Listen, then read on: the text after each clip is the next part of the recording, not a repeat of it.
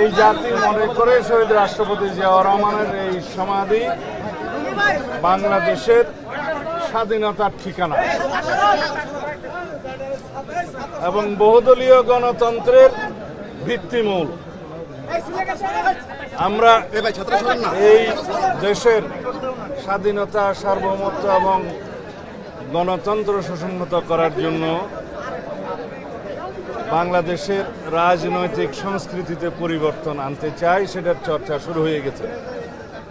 বর্তমান সময়ে সবচাইতে যেটা বেশি জরুরি তা হচ্ছে গণতান্ত্রিক সংস্কৃতির চর্চা, এটা অব্যাহত রাখা, যার যাত্রা শুরু হয়েছে গতকালকে জুলাই জাতীয় সনদ স্বাক্ষরের মধ্য দিয়ে।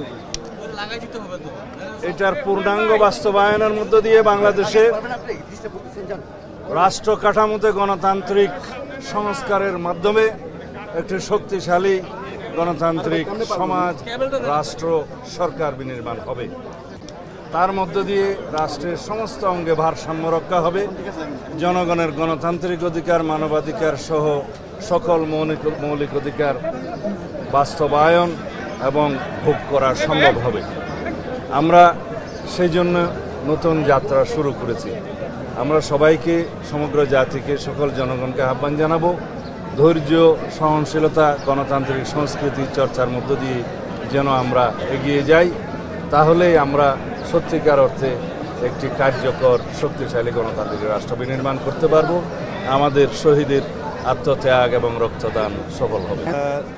3টি কি 4টি বাম রাজনৈতিক দল স্বাক্ষর অনুষ্ঠানে যেতে পারেন। আমি বলবো না স্বাক্ষর করেনি, স্বাক্ষর করার সুযোগ উন্মুক্ত আছে। আশা করি তারা ভবিষ্যতে সনদে স্বাক্ষর করবেন। তাতে করে আমাদের আগামী নির্বাচনের জন্য এটা বড় কোনো প্রভাব ফেলবে না। আমরা মনে করি সহনশীলতা সবার মধ্যে আসবে। হয়তো তাদের কিছু দাবি দেওয়া আছে, সেটা সরকারের সাথে আলাপ আলোচনা করবে। এক পর্যায়ে তারাও জুলাই সনদে স্বাক্ষর করবে বলে আমরা বিশ্বাস করি। আর গণতন্ত্রের মধ্যে তো সবাই একমত হবে এমন তো নয়, সেটা উন্মুক্ত আছে, ভিন্ন মত থাকতেই পারে।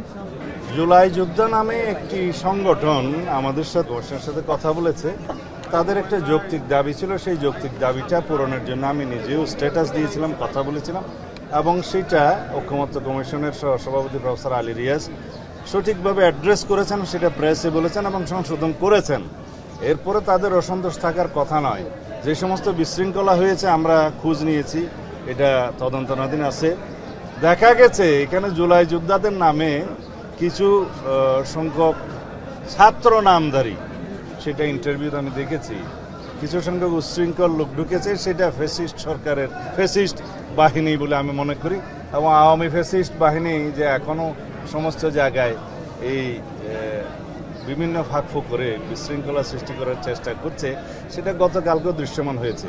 এখানে কোনো জুলাই যোদ্ধা, সঠিক কোনো জুলাই অভ্যুত্থানের সাথে জড়িত কোনো আমার মনে হয় কোনো সংগঠন অথবা কোনো ব্যক্তি জড়িত থাকতে পারে না।